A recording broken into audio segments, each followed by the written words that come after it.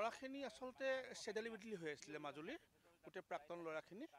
আমি চিন্তা কৰিছোঁ যে ল'ৰাখিনিক এক কৰি পেলাই যদি আমি কৃষি কাৰ্যৰ যোগেদি যদি আমি ল'ৰাখিনিক আগবঢ়াই নিব পাৰোঁ, ল'ৰাখিনিও স্বাৱলম্বী হ'ব আৰু এটা নতুন আদৰ্শ সৃষ্টি কৰা হ'ব, উঠি অহা প্ৰজন্মক উৎসাহ দিয়া হ'ব।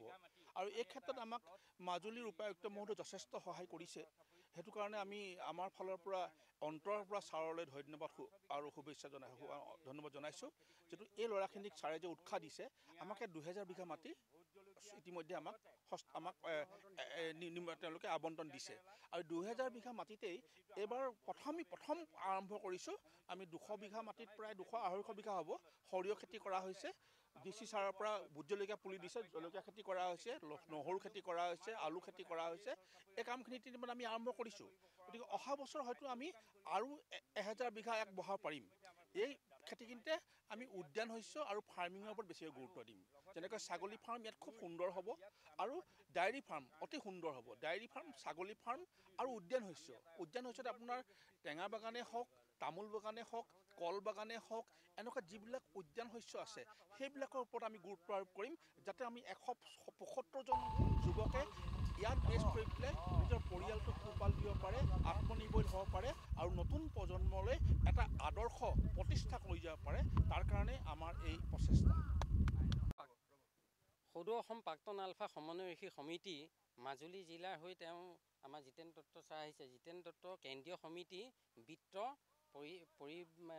পৰিচালক মহোদয়। তেওঁ বিভিন্ন শিতানত আমাক সহায় সহযোগিতা ৰাখিছে আৰু ঠিক তেনেকৈ মাজুলীকো তেনেকৈ যিমান দূৰ পাৰে তেওঁ চেষ্টা কৰিম বুলি আৰম্ভণিতে আমাক মিটিঙত কথা ক'লে। সেই কথামতে আজি কাম কৰি আছে। তেওঁৰ দ্বাৰা আমি বহুত সুখী। আমাৰ প্ৰাক্তন আলফা সমন্বয়ৰক্ষী সমিতি মাজুলী জিলা কমিটি গোটেই কমিটিখনে ইয়াত জড়িত হৈ আছে। কিন্তু আমি এতিয়া ওতপ্ৰোতভাৱে আমি 30জনমান ল'ৰা জড়িত হৈ পেলাই এই কৃষি কাৰ্য কৰি আছোঁ। আমাৰ পৰিকল্পনা, আমি এইবছৰ 5 বিঘা মাটি কেৰেলা কৰিছোঁ আৰু 200 বিঘামান সৰিয়হ খেতি। তাৰপিছতে 5 বিঘামান আমি বৰ সৰিয়হ খেতি কৰিছোঁ, বগা সৰিয়হ। তাৰপিছত আমাৰ উপায়ুক্ত মহোদয়ে 7 বিঘা আমাক ভোট জলকীয়া খেতি কৰিবলৈ দিছে।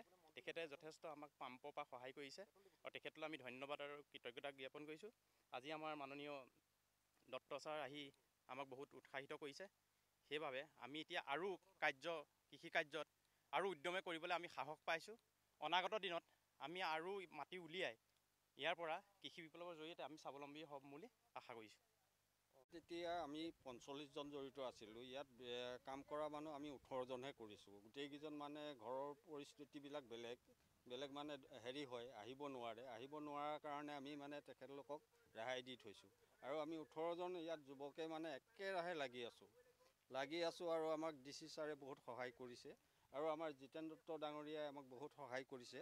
কৰাৰ বিনিময়ত আমি যিখিনি মাজুলী এটা মানে বেলেগ এটা ৰূপ দিম বুলি ভাবি আছোঁ আমি যুৱকসকলে যেন এতিয়া গৈ পেলাই য'ত ত'ত বাহিৰত গৈ পেলাই তেখেতলোকে কি কাম কৰে, কি কাম নকৰে, হিচাপে বুলি ভাবে। সেইকাৰণে আমি আমাৰ প্ৰাক্তন আলফা সমন্বয় সমিতিয়ে আমি এটাই কথা ভাবিছোঁ যে এই কৃষি কৰ্মৰ জৰিয়তে যে আমাৰ ল'ৰাবিলাক স্বাৱলম্বী হ'ব পাৰে।